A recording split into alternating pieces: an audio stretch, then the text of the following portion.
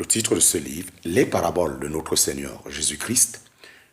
Nous sommes à la 54e partie de ce livre, partie 54 de ce livre. Il est écrit par le bien-aimé frère Christian Brandt.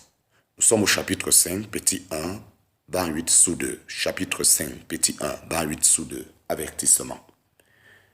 L'exemple du jeune homme riche nous montre l'influence paralysante des richesses, surtout de l'amour du monde. Ce jeune homme riche avait entendu la parole de Jésus et elle avait eu une certaine influence sur lui. Aussi vint-il au Seigneur pour apprendre ce qu'il devait faire pour obtenir la vie éternelle.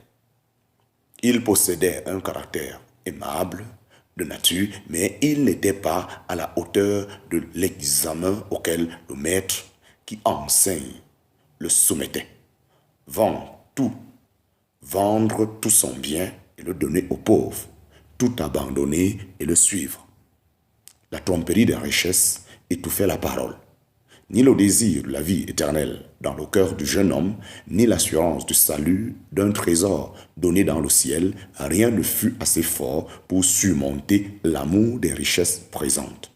Aussi s'en alla-t-il tout triste, car il avait de grands biens. En parenthèse, Matthieu chapitre 19, versets 16 à 22. Quand le roi fit des noces pour son fils et invita beaucoup de gens au mariage avec l'assurance que tout était prêt, les invités ne vinrent pas. En parenthèse, Matthieu chapitre 22, Luc chapitre 14. Ils avaient reçu l'invitation, mais ils la déclinaient. Qu'est-ce qui les empêchait de venir? Les choses les plus normales du monde. Il n'est certainement pas interdit d'acheter un champ et de le voir. Il n'y a rien de mauvais à acheter des bœufs et à vouloir les tester. Il est tout à fait honorable d'épouser une femme.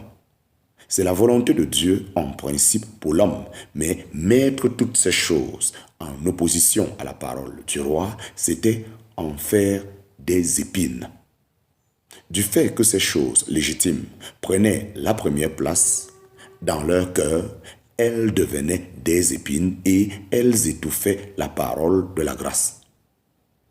Aussi, ces gens restèrent-ils dehors et tombèrent sous le jugement du roi. Tiens-moi pour excuser. Combien nombreux sont ceux qui désirent le dire aujourd'hui? Leur cœur est rempli de 1000 choses du monde et ils déclinent l'offre de la grâce de Dieu pour leur perdition éternelle. Mais tout cela parle aussi sérieusement pour nous enfants de Dieu. Nous étonnons-nous quelquefois que notre joie dans le Seigneur et dans les bénédictions célestes soit si maigre et que s'occuper de la parole de Dieu nous soit si pénible et infructueux. Peut-être cela tient-il aux épines que nous tolérons dans notre cœur. Plus nous laissons de place dans notre cœur à ce qui n'est pas du Père, mais est du monde, en parenthèse, 1 Jean chapitre 2, versets 15 à 16, plus notre vie sera sans fruit pour Dieu.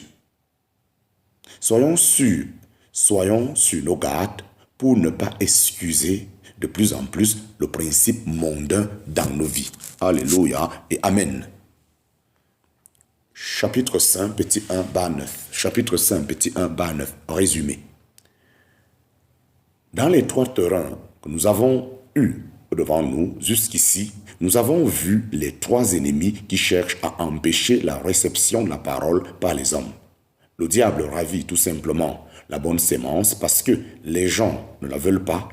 La chair peut se montrer attrayante, mais elle n'est pas disposée à se soumettre à l'autorité de la parole. Et le monde étouffe tout ce qui est de Dieu. Les trois sont alliés dans leur inimitié contre Christ, contre le Saint-Esprit et contre le Père. Bien que tous les cas soient très différents, le résultat est toujours le même. Pas de fruit. Qu'il s'agisse de la stupidité, de la lourdeur d'esprit des uns qui refusent simplement la parole de Dieu, qui ne veulent pas croire, qu'il s'agisse de la prétendue intelligence d'autres et de leur prétention religieuse pour recevoir la parole avec joie, mais sans repentance devant Dieu, ou qu'il s'agisse des gens sérieux, plus réfléchis, qui, jusqu'à un certain degré, ont une pensée juste sur la parole de Dieu, mais sont tellement occupés des choses de cette vie que la parole est étouffée, dans leur cœur. Tous ces gens ont ceci en commun, qu'ils n'ont pas la vie de Dieu. Qu'il soit un auditeur, la parole dure de cœur ou faible de cœur ou au cœur partagé, tout converge vers un seul point. Tout converge vers un seul point. Ils vont à la perdition. Nous pensons à ce que le Seigneur Jésus dit dans le premier des cas au sujet de l'intention du diable. Il ravit la parole de leur cœur, de peur qu'en croyant, ils ne soient sauvés. En parenthèse, Luc chapitre 8, verset 12. Combien cela est sérieux. Quel enseignement profond contient cette parabole.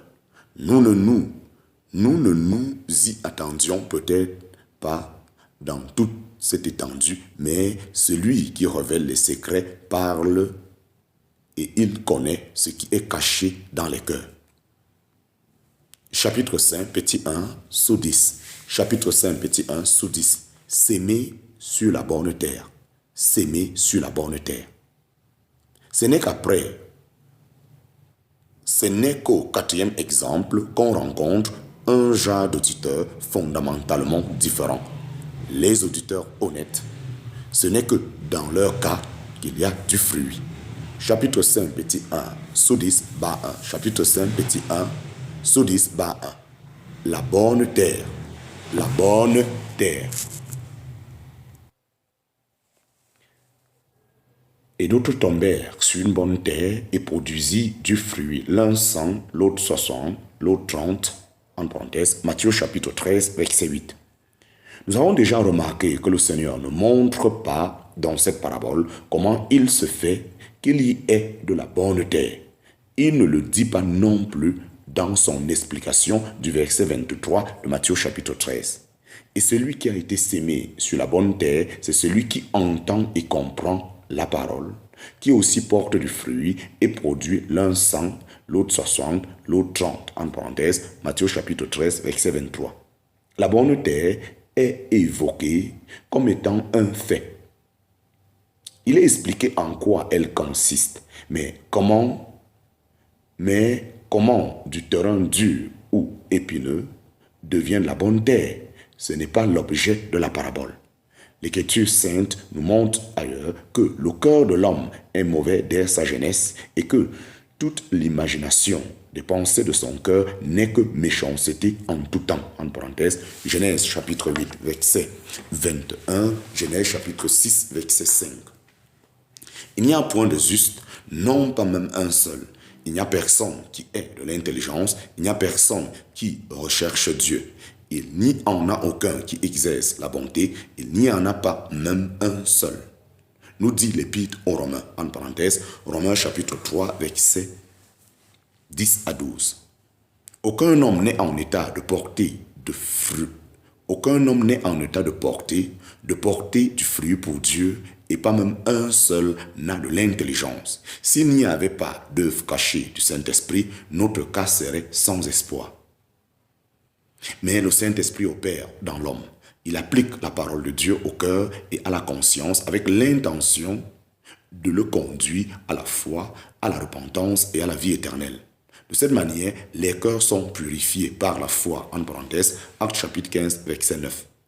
De cœurs remplis de fraude, ils deviennent les cœurs honnêtes et bons, en parenthèse, Luc chapitre 8, verset 15, voit aussi Jérémie chapitre 4, verset 3. Cependant, dans notre parabole, le Seigneur ne parle pas du travail intérieur de l'Esprit de Dieu, mais il ne cite que les faits extérieurement perceptibles.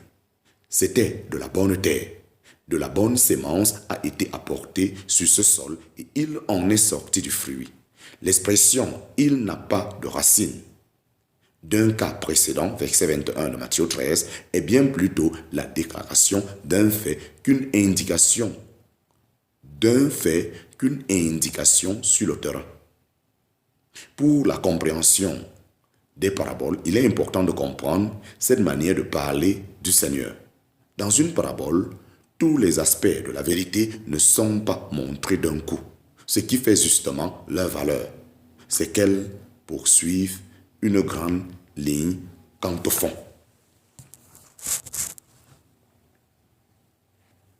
Chapitre 5, petit 1, sous 10, bas 2. Chapitre 5, petit 1, sous 10, bas 2.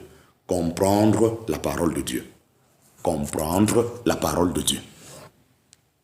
Cette grande ligne contenue dans notre parabole, est la pensée de porter du fruit. Quand le semeur apporte la semence sur la terre, il le fait pour obtenir du fruit. Le but des voies de Dieu avec les hommes, c'est le fruit. Il y a droit.